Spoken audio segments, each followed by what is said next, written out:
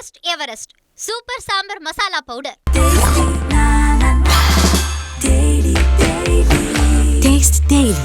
Taste the Daily. இல்ல இருங்க இல்ல அண்ணா இரு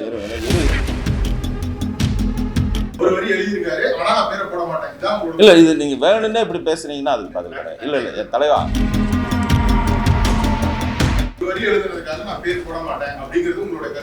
சார் அந்த மாதிரி இல்ல இருங்க இல்ல அந்த இல்ல தலைவா வரும்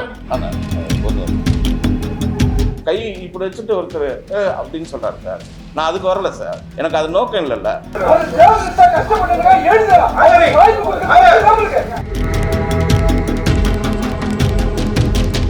திருட்டு இந்த காப்பி அடிச்சிட்டாரு அந்த மாதிரி எந்த கெட்ட பேரும் கதையா இருக்கட்டும் எதுவாக இருக்கட்டும் அந்த மாதிரி வந்ததே கிடையாது. பாட்டை வந்து திருடுற அளவுக்கு நான் ஒரு கேவலமானதும் சத்தியமாக கிடையாது. அது எனக்கு அவசியமே கிடையாது. வரிகள் வந்து ஜெகன் எழுதுனது உண்மை.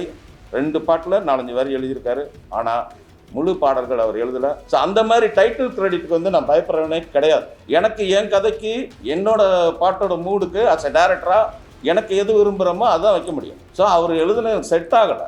பாடல் என்பது இதில் இருக்கிற ஒவ்வொரு வரியும் நான் இரவு பகலாக 4 கவிதை எழுதி அனுப்புகிறேன். Not a fool. நான் வந்து எனக்கு தெரியும். அத்தகாரம் எனக்கு தெரியாதுன்னு ஒரு டைரக்டர், இத்தனை படம் பண்ண டைரக்டரை பற்றி சொல்கிறேன். இந்த தம்பியை நாளைக்கு எந்த டைரக்டரு கூப்பிடுவாங்க, வீட்டுக்கு வந்து சட்டையை பிடிச்சி சண்டை போடு. ஏன் மீடியாவில் எப்படி சொல்லிட்டு இருக்க? நான் இங்கே தானே இருக்கேன், நீ எழுதுனல்ல, வீட்டுக்கு வா. ஏன் சார் இப்படி பண்ணி கேளு. நான் அந்த சாகிற வரைக்கும் சினிமாவில் இருப்பேன். I love cinema. அந்த மாதிரி ஒரு 3rd கிரேடான கேரக்டர் நான் சத்தியமாக கிடையாது. இப்போ வந்து சமீபத்தில் ஜாலியோ ஜிம்கானா ப்ரெஸ் மீட் நடந்துச்சு. அந்த ப்ரெஸ் மீட்டில் நீங்களே எல்லா மீடியாவில் பார்த்துருப்பீங்க. அந்த ப்ரெஸ் மீட்டிலிருந்து சக்தி சிதம்பரம் ஓடிவிட்டார் அப்படின்னு ஒரு நியூஸ் வந்திருக்கு. நீங்களே சொல்லுங்கள், இவ்வளோ பெரிய உடம்பு வச்சு ஓட முடியாது, நடந்து தான் போனேன். அதுக்கு காரணம் என்ன அப்படின்னா, அன்னைக்கு வந்து ஒரு குரூப் கேள்வி கேட்க வரல. கேள்வி கேட்டால் நான் எவ்வளோ பெரிய கேள்விக்கும் எத்தனையோ பதில் சொல்லியிருக்கோம், எத்தனையோ ப்ரெஸ் மீட் பார்த்துருக்கோம், எத்தனையோ மணி நேரம் மணிக்கணக்கில் நான் மேடையிலே பேசியிருக்கேன். எவ்வளோ நேரம் வேணால் பேசலாம், கேள்வி கேட்டால் பதில் சொல்லலாம். ஆனால் அன்னைக்கு பிரச்சனை பண்ணணுன்னு வந்தாங்க ஒரு சில பேர். அப்போ நான் வந்து ஒரு ப்ரொடியூசர் ஃபஸ்ட் டைம் அந்த படத்துக்கு வந்து ஒரு ப்ரெஸ் மீட் வைக்கிறாரு, செலவு பண்ணி வைக்கிறாரு. அந்த ப்ரெஸ் மீட்டு ஸ்பாயில் ஆகிடக்கூடாது, அது வார்த்தைகள் வந்து அவங்க பேசுகிறதுல வந்து எதுவும் அது விபரீதமாகிடக்கூடாது, பிரச்சனை ஆகிடக்கூடாதுன்றனால நான் மௌனமாக அந்த இடத்த விட்டு கலைஞ்சி பின்னாடி நம்ம பத்திரிகை நண்பர்கள்கிட்ட இதுக்கான ஒரு விளக்கம் கொடுக்கலாம் ரிலீஸ்க்கு முன்னாடின்னு சொல்லிட்டு, நாளைக்கு படம் ரிலீஸு, அந்த விளக்கத்தை தான் இப்போ நான் உங்களுக்கு கொடுக்குறேன். நான் வந்து ஒரு 27 வருஷமாக இருக்கிறேன். ஒரு 19 படம் பண்ணியிருக்கேன். இது வரைக்கும் எனக்கு லைஃப்பில் கேரியரில் இந்த மாதிரி திருட்டு இந்த காப்பி அடிச்சிட்டாரு அந்த மாதிரி எந்த கெட்ட பேரும் கதையாக இருக்கட்டும் எதுவாக இருக்கட்டும் அந்த மாதிரி வந்ததே கிடையாது. 20 படம் பண்ண நான் எத்தனையோ படத்துக்கு கதையை எழுதியிருக்கேன், வசனம் எழுதியிருக்கேன். என்னோடய படம் ரீமேக் வந்து சார்லி சாப்ளின் ஒரு படம் வந்து எல்லா மொழியிலையும் ரீமேக் ஆகிருக்கு. அவ்வளோ சாதனை பண்ண நான் ஒருத்தரோட பாட்டை வந்து திருடுற அளவுக்கு நான் ஒரு கேவலமானதும் சத்தியமாக கிடையாது. அது எனக்கு அவசியமே கிடையாது. பேசிக்காக நான் வந்து முட்டாள் கிடையாது. நான் நல்ல டயலாக் ரைட்டர். எத்தனையோ படங்களுக்கு வசனம் எழுதியிருக்கேன். இதில் உள்ள பாட்டெல்லாம் வந்து கிட்டத்தட்ட வசனம் மாதிரி தான் இருக்கும். அந்த மாதிரி ஒரு பாட்டை வந்து ஒரு லொல்லாகவும் ஒரு கிண்டலாகவும் நக்கலாகவும் இருக்கிறதுனால அந்த பாட்டை நானும் மியூசிக் டேரக்டரும் சேர்ந்து உட்காந்து அப்படியே தீட்டி அதை உருவாக்கணும். 2வது, அவர் வந்து தம்பி வந்து ஜெகன் வந்து என்னுடைய தம்பி மாதிரி தான். அந்த படத்தில் வந்து ப்ரொடக்ஷனில் இருக்கார். அவரை நான் இதுவெல்லாம் சொல்லலை, ஆர்வக்கோளாறு ஏதோ வந்து பண்ணுறாரு. அவர் வந்து ப்ரொடியூசர் சொன்னார், இந்த மாதிரி வந்து அவருக்கு பாட்டு எழுதுகிற வாய்ப்பு கொடுங்க அப்படின்னு சொன்னார். நானும் சரி ஓகே, அவர் எழுதின கவிதை புக்கெல்லாம் காமிச்சார். நானும் அதை ஆனஸ்ட்டாக அக்செப்ட் பண்ணிவிட்டு அப்போ ஆனந்த விகடன் வந்து அப்போ வந்து ஒரு நியூஸ் கொடுக்குறோம். அந்த நியூஸில் வந்து அப்போ அந்த படத்துக்கு டைட்டிலே வந்து செஸ், படம் பேர் அப்போ செஸ். அப்போ மியூசிக் டேரக்டர் வந்து சாம் சிஎஸ். அப்போ வந்து இவர் எல்லா பாட்டும் எழுதுகிறாரு, இதில் பர்டிகுலராக ஒரு பாட்டு எழுதுறாரு. நம்ம பூஸ்ட் பண்ணி அன்னைக்கு தேதியில் ஒரு நியூஸ் சொல்கிறோம். இப்போ எத்தனையோ படத்தில் வந்து ஒரு நியூஸ் வரும், அதில் இப்போ சாம் சிஎஸ்ன்னு வந்திருக்கு. அப்போ சாம் சிஎஸ் வந்து இப்போ இந்த படத்துக்கு நான் தான் மியூசிக் டேரக்டர்னு வர முடியுமா? எத்தனையோ படங்கள், எத்தனையோ அது வந்து மாற்றங்கள் வரும். நான் வந்து அதே மாதிரி இந்த படத்துக்கு வந்து சினேகன் பாட்டு எழுதியிருக்காரு, விவேகா பாட்டு அதெல்லாம் வந்து எனக்கு செட் ஆகலை. அவங்க நல்ல கவிஞர்கள். ஆனால் இந்த படத்துக்கு இந்த சுச்சுவேஷனுக்கு சினேகன்ட்ட கேளுங்க, நீங்கள் விவேகாட்ட கேளுங்க, செட் ஆகாமல் எனக்கு என் கதைக்கு என்னோட பாட்டோட மூடுக்கு அஸ் எ டேரக்டராக எனக்கு எது விரும்புகிறோமோ அதான் வைக்க முடியும். ஸோ அவர் எழுதுன செட் ஆகலை. நான் அவரை தப்பு சொல்ல, அவருக்கு திறமை இல்லைன்னோ நான் அவரை எந்த விதத்தில் நான் குறைச்ச மதிப்பில்லை. எனக்கு என் கதைக்கு அது செட் ஆகலை. எனக்கு செட் ஆகிற மாதிரி நான் எழுதிக்கிட்டேன். நானும் மியூசிக் டேரக்டராக அண்டர்ஸ்டாண்டிங்கோட ஒர்க் பண்ணிக்கிட்டோம். நீங்கள் மியூசிக் டேரக்டரை கேளுங்க, ஒவ்வொரு வரியும் இதில் வந்து இப்போ ஒரு உதாரணம் சொல்கிறேன். அவர் என் கூட இருந்தார்.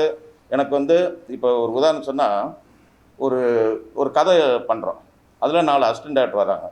இப்போ நம்ம பெருத்துளசி பழனிவண்ணன் இருக்கார். இப்போ இந்த கதை இதே கதைக்கு வந்து ஸ்டோரி டிஸ்கஷனுக்குன்னு கூப்பிட்றோம். ஒரு கதையை நான் உருவாக்குறேன். எப்போயுமே ஒரு கதை பண்ணும்போது ஒரு 10 பேர்கிட்ட அது கலந்துரையாடல் பண்ணுவோம். இது ஒரு கதையை நான் உருவாக்குறேன். அப்போ பெருத்துளசி பழனிவண்ணனை கூப்பிட்றேன். அவர் வந்து ஒரு சீன் சொல்கிறார், 2 சீன் சொல்கிறார். ஓகே, அந்த சீன் படத்தில் கூட வரலாம். ஆனால் அதுக்காக இது ஏன் கதை நான் ஒரு சொல்ல முடியாது. அதே மாதிரி இப்போ நம்ம நண்பா என்ன மறந்துட்டேன் நான் எழுதின ஒரு சூப்பர் ஹிட் பாட்டு, நம்ம மதுரை செல்வன்லாம் என் கூட அந்த கம்போசிங்கில் இருந்தார். அவர் ஒரு வரி சொல்கிறாரு.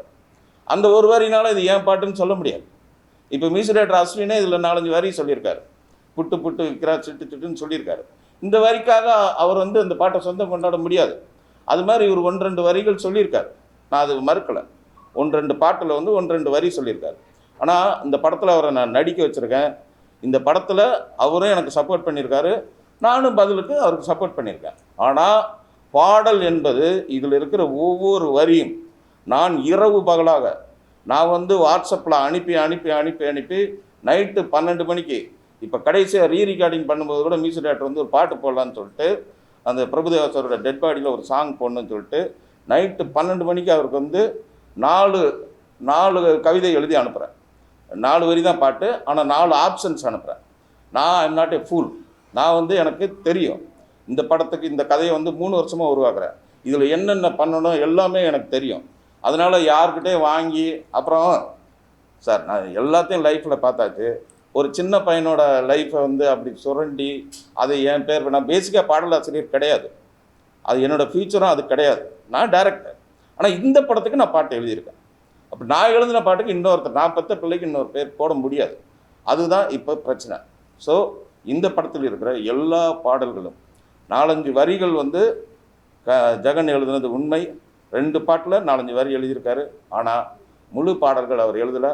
நான் இன்னும் ஆனஸ்ட்டாக சொன்னேன், அந்த 2 பாட்டுக்கு வேணும் பேர் போட்டிருந்தேன். இல்லைன்னு எனக்கு போட்டால் எல்லாம் நீங்கள் முதல்ல ஒரு ஸ்டேட்மெண்ட் சரி நான் சொன்னிட்டேன்றதுக்காக பண்ண முடியாதுல்ல, நீ அதுக்கு ப்ரூவ் பண்ணலையே, நீ ஃப்யூச்சரில் ப்ரூவ் பண்ண, நீ புத்திசாலி இருந்தால் பின்னாடி ப்ரூவ் பண்ணி இதில் பண்ணாததுக்கு நான் அந்த கிரெடிட் கொடுக்க முடியாது. இப்போ நான் எப்போவுமே ரொம்ப லைஃப்பில் ரொம்ப அடிபட்டு வந்தவன். ஏட்டிக்கு போட்டின்னு ஒரு படம், அந்த படத்தில் நான் அசிஸ்டன்ட் டேரக்டராக ஒர்க் பண்ணேன். அந்த சூழ்நிலை காரணமாக என்னோடய டைட்டிலில் வந்து முழு படம் ஒர்க் பண்ணி என் பேர் அசிஸ்டன்ட் டேரக்டர்னே வராது. அதில் நடிகர்கள் பேரில் என் பேர் போட்டாங்க, சின்ன சீன் நடித்தேன்னு சொல்லிட்டு. அதுலேருந்து எனக்கு ஒரு வைராக்கியம். என் படத்தில் அசிஸ்டன்ட் டேரக்டராக ஒரு நாள் ஒர்க் பண்ணால் கூட அவங்க பேரை டைட்டில் கிரெடிட் போடுவேன். எனக்கு அதில் எந்த மைனஸுமே கிடையாது. ஆனால் இந்த ஒரு டைட்டில் கிரெடிட் வச்சு அந்த அசிஸ்டன்ட் டேரக்டருக்கு நாளைக்கு ஃபியூச்சரில் ஒரு படம் கிடச்சா எனக்கு அது சந்தோஷம். ஸோ அந்த மாதிரி டைட்டில் கிரெடிட்டுக்கு வந்து நான் பயப்படுறவனே கிடையாது. இந்த படத்துலையே ஆண்டின்னு சொல்லி ஒரு கிரியேட்டிவ் ஹெட், ப்ரொடியூசருக்கு வேண்டிய நண்பர், அவர் வந்து மகாராஷ்டிராவில் இருக்கார். அவர் பேரை போட மறந்துட்டேன். அதுக்கப்புறம் டிசைனருக்கு ஃபோன் பண்ணி சார் கிரியேட்டிவ் ஹெட் ஆண்டின்னு போடுங்க அப்படின்னு சொன்னேன். இது ஜெகனுக்கு தெரியும். ஸோ ஒருத்தரோட கிரெடிட்டை வந்து நான் எந்த காரணத்தை கொண்டும் அந்த உழைப்புக்கு தகுந்ததை கண்டிப்பாக கொடுத்துருவேன். இந்த படத்தை பொறுத்த வரைக்கும் ஆல் சாங்ஸ் ரிட்டன் பை சக்தி சிதம்பரம். இது என் கூட இருக்கிற பிரபுதேவாவுக்கு தெரியும், என்னோடய மியூசிக் டைரக்டருக்கு தெரியும், எல்லாருக்கும் தெரியும். இது ஒரு படம் ஜெயிச்சுன்னா, ஒரு பாட்டு ஜெயிச்சுச்சுன்னா, ஒரு படம் ஜெயிச்சுன்னா இந்த பழுத்த மரத்தை கல்லடி அடிக்கிற மாதிரி இது என்னதுன்னு சொல்கிறது வந்து இது. அப்புறம் ஒரு சபையில் வந்து ஒரு பேட்டி கொடுக்கறது என்னென்னமோ பேசிட்டு தெரியுறாப்பா அந்த தம்பி. எனக்கு என்ன பயமாக இருக்குன்னா, அப்புறம் சொல்லியிருக்காரு அவருக்கு தத்தகாரம் கூட தெரியாதுன்றிருக்காரு. எனக்கு 20 படம் பண்ணியிருக்கேன், எத்தனை பாட்டு ஹிட்டு பாட்டு கொடுத்துருக்கேன், ஆசைப்பட்ட எல்லாத்தையும் காசு இருந்தவங்களோ அது டியூனே வேறு. நாங்கள் தான் அதை டியூனுக்குள்ளே நானும் தேவாசாரம் கொண்டு வந்து ஒரு புது கவிஞரை வச்சு அது பண்ணோம். தத்தகாரம் எனக்கு தெரியாதுன்னு ஒரு டைரக்டர், இத்தனை படம் பண்ண டைரக்டரை பற்றி சொல்கிறேன். இந்த தம்பியை நாளைக்கு எந்த டைரக்டரு கூப்பிடுவாங்க? எனக்கு வருத்தமாக இருக்குது. எனக்கு நிறைய டேரக்டர் ஃபோன் பண்ணாங்க, டேரக்டர் யூனியன்லேருந்து ஃபோன் பண்ணேன். என்ன சக்தி சார் உங்களை பற்றி இந்த மாதிரி சொல்கிறாங்க, விடுங்க சின்ன பையன் ஏதோ சொல்கிறாப்ல அப்படின்னு தான் நான் அது பெருந்தன்மையாக எடுத்துக்கிட்டேன். அவருக்கு தத்தகாரத்தை பற்றி தெரியாது. அப்புறம் எங்கள் ப்ரொடியூசர் வந்து 8 கோடி ரூபாயில் படம் பண்ண சொன்னார், இவர் 15 கோடி ஆக்கிட்டார். அதனால் வந்து அது வந்து இல்லைன்னா படத்தை வந்து அவர் நிறுத்திடுவார். அதனால தான் இப்போ அப்போ சொல்லாமல் ஏன் அப்போ சொல்ல வேண்டியதானே அப்படின்னு கேட்டால், நான் என்ன மெட்ராஸில் தானே இருக்கேன், அமெரிக்காவில் இருக்கேன், வீட்டுக்கு வந்து சட்டையை பிடிச்சி சண்டை போடு, ஏன் மீடியாவில் இப்படி சொல்லிட்டு இருக்கேன்? நான் இங்கே தானே இருக்கேன், நீ எழுதுனல்ல, வீட்டுக்கு வா, ஏன் சார் இப்படி பண்ணி கேளு, ஏன் இப்படி பின்னாடி பின்னாடி பின்னாடி வந்து பேட்டி கொடுத்துட்டே இருக்கிற? உண்மையிலே நீ அதை எழுதியிருந்தா வீட்டுக்கு வந்து நேரடியாக நான் தான் எழுதுனேன்னு ஆர்த்தண்டிக்காக சொல்ல வேண்டியதானே? சொல்ல முடியாது, ஏன்னா அதில் உண்மை இல்லை, அதான் உண்மை. அதனால தான் இந்த மாதிரி பேட்டி கொடுக்கறது, பத்திரிக்கை அவருக்கு வேண்டிய ஒரு 4-5 பேரை செட் பண்ணுறது, அதுக்கு ஒரு கமெண்ட்ஸ் போடுறது, இதெல்லாம் ரொம்ப கீழ்த்தரமாக இருக்குது, ரொம்ப மனசு வருத்தமாக இருக்குது. நீ போராடி ஜெயிச்சு வா, நீ உன்னோட இதை அப்படி. நான் சத்தியமாக என் குழந்தை மேலே ஆணையாக சொல்கிறேன், இன்னொருத்தர் எழுதின பாட்டுக்கு நான் கண்டிப்பாக பேர் போடலை. இது வந்து என்னை சேர்ந்த எல்லாருக்கும் தெரியும். நான் அந்த சாகிற வரைக்கும் சினிமாவில் இருப்பேன், ஐ லவ் சினிமா. அந்த மாதிரி ஒரு 3rd கிரேடான கேரக்டர் நான் சத்தியமாக கிடையாது. ஒரு பேர் போடுறதுல எனக்கு இது கிடையாது. ஆனால் இதையே ஒரு நாகரிகமாக என்கிட்ட வந்து பர்சனலாக ஏதாவது கேட்டிருந்தா கூட நான் எதாவது நீ மீடியாவை கூப்பிட்டு நீ அசிங்கப்படுத்துறது, அப்புறம் வந்து 8 கோடி படத்தை வந்து 8 கோடி எப்படிங்க 15 கோடி ஆக்க முடியும்? எனக்கு இது வரைக்கும் அந்த மாதிரி ஏதாவது கெட்ட பேர் இருக்கா? சக்தி சிதம்பரம் வந்து ஒரு ஷார்ட் டைமில் படத்தை முடிச்சிருவார், ஒரு காமெடி படம் இதுதான் நான் வாங்கியிருக்கேன். படம் வந்து 18-19 படம் பண்ணியிருக்கேன், 10 படம் ஹிட்டு, 4 படம் ஆவரேஜ், 4 படம் ஃப்ளாப். ஸோ ஒரு லைம் லைட்டில் இருந்துக்கிட்டே இருக்கேன். என் கூட இருக்க நிறைய டேரக்டர் இல்லை, ஆனால் இன்றைக்கி நான் படம் பண்ணிகிட்ருக்கேன், நான் உழைச்சிக்கிட்டே இருக்கிறேன், நான் ஓயிறதே இல்லை. என்னையை வந்து சும்மா வந்து ஒரு ஒரு ஒரு இதில் உட்காந்துக்கிட்டு அப்படியே வந்து பேட்டி கொடுக்குறது, இந்த மாதிரி இதெல்லாம் வந்து மனசு ரொம்ப கஷ்டமாக இருக்குது. இதை நான் உங்களோட ஷேர் பண்ணிக்கிறதுக்காக தான் உங்களை நான் வர சொல்லியிருக்கேன் சார். இதுதான் சார் உண்மையை நடந்தது சார். அதான் சார் 4 பேர் வந்து இப்போ நீங்கள் கேட்குறீங்கள, இது நாகரிகமான கேள்வி. அதுக்கு முன்னாடி நான் அங்கே போகிறதுக்கு முன்னாடி ஒரு ரூமில் வச்சு என்கிட்ட நிறைய கேள்வி கேட்டாங்க, அதுக்கு நான் நாகரிகமாக பதில் சொல்கிறேன். அவங்க வந்து நின்னதை ஒரு சத்தம் கொடுத்து ஒரு சவுண்டு கொடுத்து ஏதோ பிரச்சனை சார், கேள்வி கேட்கல சார், அவங்க பதில் சொல்கிறாங்க சார். அப்போ நான் என்ன சார் இப்போ நான் விளக்கம் இப்போ நான் கொடுக்குறேன். அதனால தான் நான் அங்கேருந்து வந்தது என்னென்னா, அது வார்த்தை தடிப்பாயிரும் சார். அவங்க விட்டால் தகராறு பண்ணுற மூடில் இருந்தாங்க சார். உங்களுக்கு தெரிஞ்சிருக்கும் சார், நீங்கள் அந்த பாடியில் அங்கே கை இப்படி வச்சுட்டு ஒருத்தர் அப்படின்னு சொல்கிறாரு சார். நான் அதுக்கு வரலை சார், நான் அதுக்கு வரலைல்ல, எனக்கு அது நோக்கம் இல்லைல்ல. நான் படம் பண்ணுறேன், நான் தொடர்ந்து படம் பண்ணிகிட்டே இருக்கிறேன், நான் அதுதான் நோக்கம். அதுக்கு அப்படின்னா நான் கொடுத்துருப்பேன் சார். சார் நான் நல்ல மூடில் ஒரு ப்ரொடியூசர் வந்து ப்ரெஸ் மீட் வைக்கிறாரு, படம் 4 நாளில் ரிலீஸ் ஆக போகுது, 3 வருஷம் கழிச்சு என் படம் ரிலீஸ் ஆகுது, ஒரு சந்தோஷமாக ஒரு கல்யாண வீடு மாதிரி இருக்குது சார். அது ஒரு கருமாதி வீடாக ஆக்கக்கூடாதுன்றதுனால தான் சார் நாகரீகமாக அது பெருசாக்க, அது ஒரு மாதிரி கைகலப்பாக இருக்கும். ஒரு கலகலப்பான இடம் கைகலப்பாக ஆகக்கூடாதுன்றதுனால தான் நான் அமைதி காத்து மௌனமாக வந்துட்டேன் சார். தயவு செஞ்சு புரிஞ்சுங்க. உங்கள் எல்லாரையும் நான் லவ் பண்ணுறேன். நான் எல்லாரும் எனக்கு நண்பர்கள், சகோதரர்கள் எல்லாமே இதில் இருக்கீங்க சார். நான் சத்தியமாக அங்கேருந்து வாக் அவுட் பண்ணலை, நான் அமைதி காத்து ப்ரொடியூசருக்கு ஆதரவு சொல்லிட்டு தான் வந்தேன் சார். தப்பாக நினச்சிக்காங்க. எனக்கு ஒரு மாதிரி இத்தனை படம் பண்ணிவிட்டு என்னை இப்படி கேட்குறதே எனக்கு வருத்தமாக இருக்குது. கேட்கலாம், கேள்வி கேட்கலாம், என்னை ஒரு மாதிரி ஹராஸ் பண்ணுற மாதிரி, ஒரு ராக்கிங் பண்ணுற மாதிரி ஃபீல் ஆச்சு எனக்கு உண்மையிலே. அதனால தான் அந்த இடத்த விட்டு நான் மௌனமாக கிளம்பி வந்துட்டேன். ஆனால் 2-3 நாள் இதுக்கு விளக்கம் கொடுக்கணும்னு சொல்லிட்டு அதான் இன்றைக்கி தம்பிகிட்ட சொல்லி நான் எல்லாரையும் சந்தித்து இதுக்கான விளக்கம் கொடுக்குறேன்னு சொல்லி அதுக்கான விளக்கத்தை நான் கொடுக்குறேன் சார்.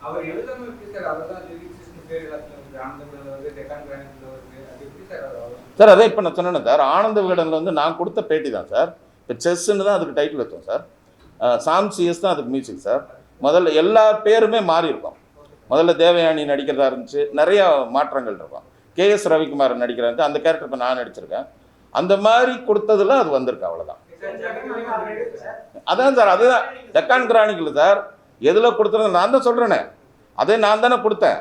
அப்போ நான் அது ஓகேன்னா ஓகே பண்ணிடுவேன்ல, ஓகே இல்லைல்ல, அதுதானே இவ்வளோ நேரம் நான் விளக்கம் சொல்லியிருக்கேன் சார். அது வந்துருச்சுங்கிறதுக்காக அது இது கிடையாது சார். அது இப்போ ஒரு படத்தில் உங்களுக்கே தெரியும், இந்த படத்தில் இந்த ஹீரோ நடிக்கிறான்னு வரும், கொஞ்ச நாள் கழிச்சு இப்போ வணங்கான்னு ஒரு படம், அது வந்து முதல்ல யார் ஹீரோன்னு உங்களுக்கு தெரியும், அதுக்கப்புறம் இப்போ யார் ஹீரோன்னு தெரியும்.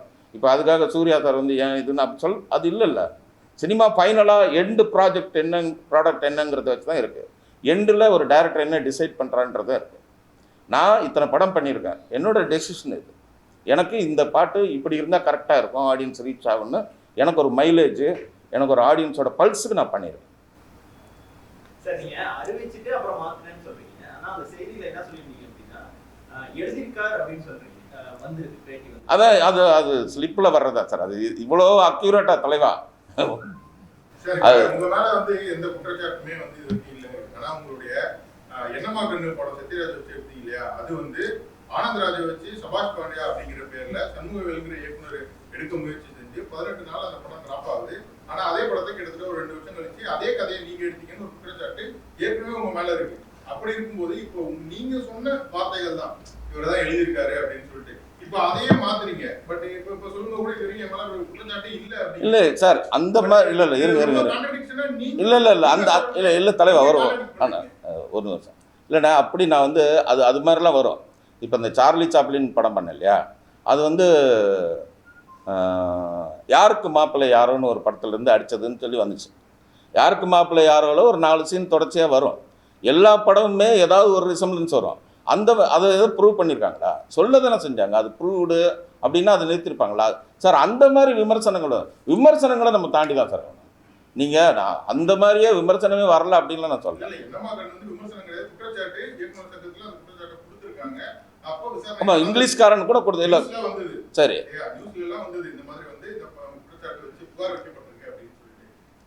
அந்த புகார் நிரூபிக்கப்படலையா சார்? இது குற்றச்சாட்டு யார் மேலே வேணால் யார் வேணால் கல்லறிங்க, அது நிரூபிக்கப்பட்டிருக்கான்னு கேட்குறேன்.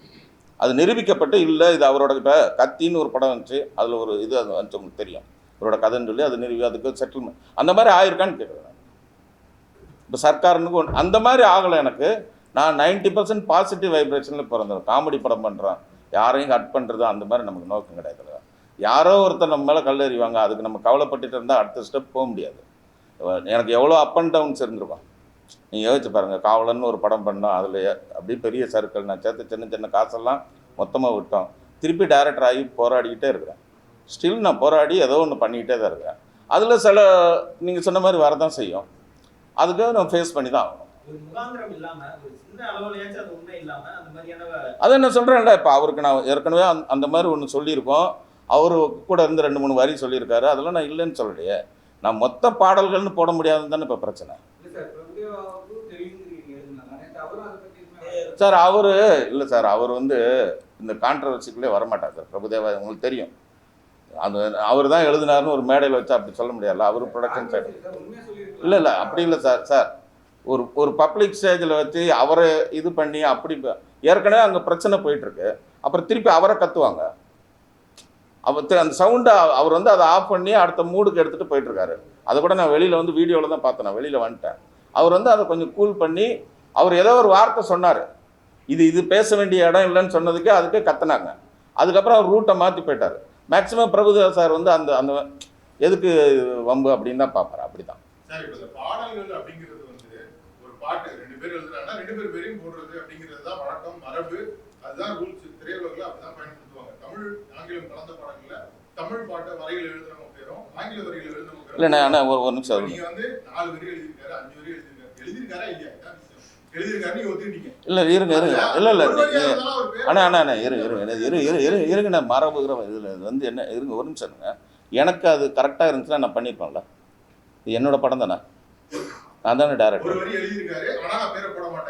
இல்லை இது நீங்கள் வேணும்னே இப்படி பேசுனீங்கன்னா அதுக்கு பதில் கிடையாது. இல்லை தலைவா, இப்படி எப்படி வேணாலும் கேள்வி கேட்கலாம். இல்லை தலைவா, நான் எப்படி நான் எல்லாத்தையும் இல்லை அப்படி அதுக்கு தான் நான் விளக்கம் சொன்னேன். இப்போ அவர் வந்து ஒரு சீன் சொன்னார், அதுக்காக அவர் பேர் போட முடியுமான்னு கேட்டேன். அவ்வளோ டீட்டெயிலாக சொன்னேன். எது அவர்கிட்ட தான் கேட்கணும். இது நீங்கள் அவரோட ப்ரெஸ் மீட்டில் நீங்கள் எழுதியிருக்காரு. அவரே ஒரு பேட்டியில் சொல்லியிருக்காரு, ஜிஹெச்சில் குத்துறாங்க ஊச்சி அது வந்து டைரக்டரு அவங்க காலேஜில் எழுதின பாட்டுன்னு அவரே சொல்கிறார். இல்லை அது இப்போ அது இல்லை. நான் வந்து இந்த படத்துக்கு என்ன நியாயமாக டைட்டில் கிரெடிட் கொடுக்கணுமோ அது கொடுத்து என்னோட சார் இந்த படத்தை நம்ம கஷ்டப்பட்டு உருவாக்கி ஒரு பெயரை கொண்டு வந்து நம்ம பண்ணுறோம் சார். இதில் எனக்கு எத்திக்ஸ் இருக்குல்ல சார், நான் என் எத்திக்ஸ் படி நான் கரெக்டாக சொல்கிறேன். நான் இது நான் அப்படின்னா பண்ண மாட்டேன். நான் கண்டிப்பாக இது வரைக்கும் எனக்கு அந்த மாதிரி அந்த வேற ஒருத்தர் எழுதின பாட்டை என் பாட்டுன்னு அந்த மாதிரி அது இதுவே இல்லை சார். அது கொஞ்சம் நம்புங்க ப்ளீஸ். ஒரு வரி இல்லையா? அப்போ அதுக்கு தான் அது அவ்வளோ குழந்தைக்கு சொன்ன மாதிரி சொன்னேனே. அவர் ஒரு சீன் சொன்னால் அப்போ வந்து கதை போடுவீங்களான்னு கேட்குறேன். இல்லை, இப்போ அதான் சொன்னேன், மதுரை செல்வம் வந்து நண்பா என்ன மறந்துட்டேன் 4 வரி சொல்லியிருக்காரு சார். அது என்னோட இஷ்டம். இப்போ ரீசெண்டா தனுஷ் சார் ஒரு பையன் ஒரு 4 வரி சொன்னதுக்கு ஒரு வரி பேர் போடாது. ஆனா அந்த ஒரு வரி எழுதுறதுக்காக நான் பேர் போட மாட்டேன் அப்படிங்கிறது உங்களோட கருத்தா அப்படிங்கறத கேள்வி. இல்லை சார், இது எனக்கு புரியல சார். ஒரு வரி எழுதியிருக்கான்ற ஒத்துக்கிறாங்க. ஒரு வரியாவது பாட்டுல பயன்படுத்தி அப்போ பாட்டில் வந்து ஒரு வரி எழுதியவர்னு போடணுமா? இல்ல பயன்படுத்தி இந்த பாடலில் ஒரு வரி எழுதியவர்னு போடணுமா? இல்லைங்க, பயன்படுத்துறதுக்கு நான் அவர் படத்தில் நடிக்க வைக்கிறேன். அவருக்கு அதுக்கு வேற மாதிரி ஒரு பரிகாரம் செய்கிறேன்ல சார். இந்த படத்தில் பெரிய கேரக்டர் நடிக்க வச்சுருது சார். கேரியருக்கு பெஸ்ட்டு கேரியர் நடிக்க வச்சுருது சார். அண்ணே என்னண்ணே, நான் ஒரு விளக்க இது பண்ணுறேன், திருப்பியும் அது கான்ட்ரவர்சியாக கேள்விகளுக்கு பதில் சொல்ல மாட்டேங்குது. தெளிவான ரொம்ப இது பெரிய எல்லாம் காம்ப்ளிகேட்டடே கிடையாது. அவர் ஒரு வரி எழுதியிருக்காரு. அவர் எழுதின ஒரு வரியை நான் பயன்படுத்திருக்கேன். ஆனா அந்த ஒரு வரிக்காக என்னால பேர் போட முடியாது அப்படிங்கிறது தான் நீங்க எடுத்திருக்க ஸ்டாண்டா. ஆமாம் சார், நீங்க இவ்வளவு படம் பண்ணிருக்கீங்க, நிறைய பேர் வந்து விட்டுருக்கீங்க. இந்த ஒரு சாங்குக்காக நீங்க விட்டு கொடுக்க மாட்டேங்க. எதனால, என்ன ரீசன் சார்? இல்லை, விட்டு கொடுக்கல சார். நான் எழுதின பாட்டுக்கு நான் என் பேரை போட்டேன். ஏன் இல்லை, வளரும் கலைஞர் அப்படி இப்போ நான் என் உழைப்புக்கு நான் இன்னொருத்தர் பேர் நான் இது ஒவ்வொரு வரியும் நான் எழுதுன எழுத்து சார். இது ஏன் விட்டு கொடுங்கன்னு சொன்னால் இது என்ன பேச்சு? அப்போ யாரோ ஒருத்தர் ஒரு அசிஸ்டன்ட் டைரக்டர் கஷ்டப்படுற நீ டைரக்ஷன் பேர் போட்டிருக்கோன்னு சொல்ல முடியுமா? இது எனக்கு தானே சார் தெரியும், அந்த வழி என்னன்னு எனக்கு தெரியும். நான் பாட்டை எழுதியிருக்கேன். அது எது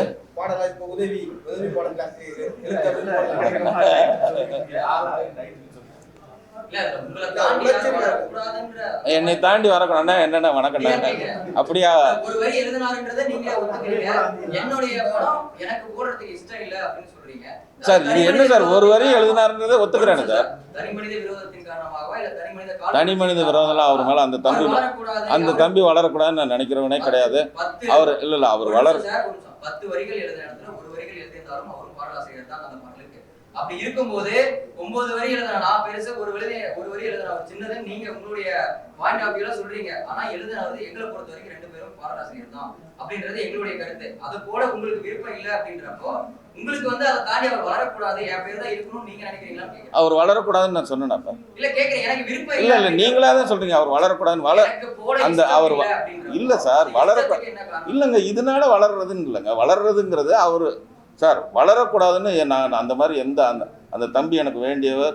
எனக்கு ப்ரொடக்ஷனில் வந்து நிறைய ஹெல்ப் பண்ணியிருக்காரு. நிறைய விஷயத்த நான் அவர் மூலமாக வந்து ப்ரொடியூசர்கிட்ட வந்து இப்படி பண்ண தம்பி, ஒரு டப்பிங் ஆர்டிஸ்ட் கூட ஒருத்தர் முதல்ல ஃபிக்ஸ் பண்ணோம், இது நீ பேசணுன்னு எனக்காக பேசி கொடுத்துருவாரு. நிறைய பண்ணிடுறேன், அண்டர்ஸ்டாண்டிங் இருக்குது. இந்த ஒரு விஷயத்தில் நான் இந்த எல்லா பாடலும் எழுதியிருக்கேன். இந்த படத்தில் சோலோ கிரெடிட் என்னோடதுங்கிறது என்னோட இது. அவ்வளோதான்.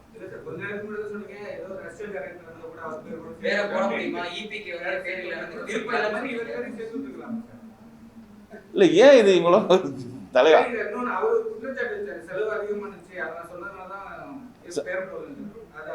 சரி, இப்போ 7 கோடி ரூபா படத்தை வந்து 15 கோடி ரூபா ஆக்குறதுன்றது தலைவா ஒரு நிமிஷம். 7 கோடி ரூபா படத்தை 15 கோடி ரூபா நான் ஆக்குற வரைக்கும் என்ன பண்ணிட்டு இருப்பாங்க? சும்மா இருப்பாங்களா? சொல்லுங்கள் சொல்லுங்கள். ஒரு ஈபி வந்து சும்மா இருப்பாரா? 8 கோடி ரூபா நான் எக்ஸ்டெண்ட் பண்ணுற வரைக்கும் 1 லட்ச ரூபா எக்ஸ்ட்ரா போனாலே சினிமாவில் எவ்வளோ கேள்வி இருக்குன்னு தெரியும். ஒரே ஒரு நாள் ஜான் விஜய் வந்து குற்றாலத்தில் ஷூட்டிங்கில் வந்து பயங்கர மழை.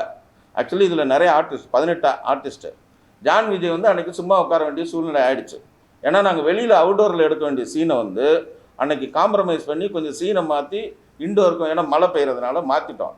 மாற்றுறதுனால சில பேர் சும்மா உட்கார வேண்டியதாச்சு, சில பேர் பேக்கேஜில் வந்துடுறாங்க.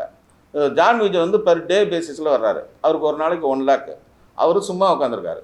இதை வந்து ஃபோட்டோ எடுத்து ப்ரொடியூசருக்கு அனுப்பி 1 லேக் லாஸ் ஆகிடுச்சுன்னு சொல்லி ப்ரொடியூசர் எனக்கு மெசேஜ் போட்டு வாட் ஹேப்பன்னு அனுப்புகிறாரு. சார் இந்த மாதிரி அதுக்கப்புறம் நான் எக்ஸல் நைட்டு ஷூட்டிங் முடிஞ்சதுக்கப்புறம் அவர்கிட்ட ஏன்னா ஒரே வரியில் சொல்ல முடியாது. இல்லை சார், இன்றைக்கி எடுக்க வேண்டிய சீன் எடுக்கலை, சீன் மாற்றிட்டோம், இல்லைன்னா நம்ம எல்லாம் சும்மா உட்காந்துருக்கணும். ஒரு நாளைக்கு 5 லட்ச ரூபா வேஸ்ட் ஆகும். 5 லட்சத்தை கம்பேர் பண்ணும்போது 1 லட்சம் ஆகும். இவ்வளோ பர்ஃபெக்டாக இருக்கிறவங்க 7 கோடி படத்தை 15 கோடி ஆக்குறவங்க சும்மா இருப்பாங்களா?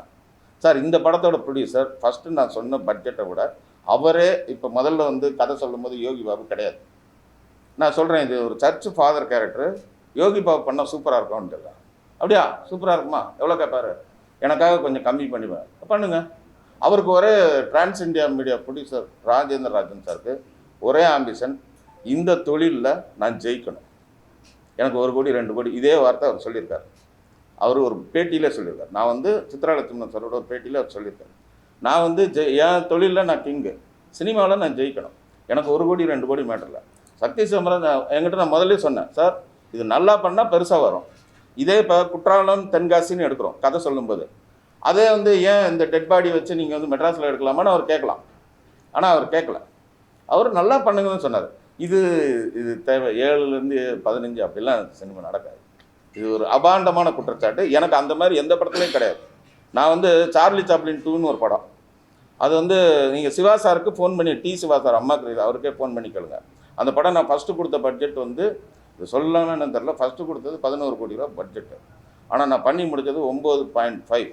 இதுக்காக எனக்கு 10 லட்ச ரூபா எக்ஸ்ட்ரா கொடுத்துருக்காரு. நீங்கள் அம்மா கிரியேஷன் சிவா சாருக்கு யார் வேணாலும் ஃபோன் பண்ணி கேளுங்க. அப்படி நான் நல்ல பேர் வாங்கினதுனால தான் ஒரு படம் ஓட சார், எனக்கு வருஷம் 2-3 படங்கள் கூட ஓடல சார். அப்போ நான் தொடர்ந்து படம் பண்ணுறது என்னோட கேரக்டருக்காக தான் சார் கொடுக்குறாங்க. சரி ஓகே, அவன் சின்சியராக படம் பண்ணுவான் அப்படின்ட்டு தான் சார் கொடுக்குறாங்க. அதனால இந்த குற்றச்சாட்டு எனக்கு நன்றி நன்றி நன்றி நன்றி. ஏதாவது தவறாக பேசுறதா மன்னிச்சிருங்க. நன்றி நன்றி. டேஸ்டில் best Everest super sambar masala powder. Taste Daily. Taste the Daily.